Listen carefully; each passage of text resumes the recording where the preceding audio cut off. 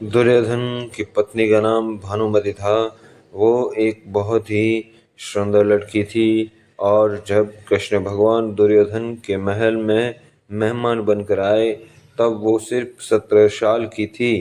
दुर्योधन ने एक षड्यंत्र रचा जिससे कृष्ण भगवान को नशे की हालत में लाकर कोई वादा करा लिया जाए।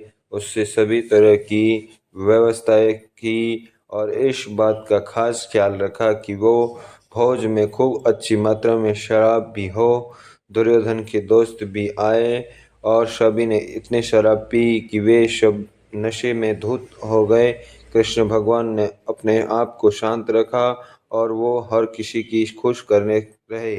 इस सारे हंगामे में भानुमति भी कुछ ज़्यादा ही पी ली थी। जितनी वो पी सकती थी उससे भी ज़्यादा। वो एक युवा लड़की थी और उससे इन चीज़ों की आदत नहीं थी। वो कृष्ण नशे में बहकने लगी। कुछ समय के बाद लोग बहकने लगे और चीज़ें काबू से बाहर जाने लगी।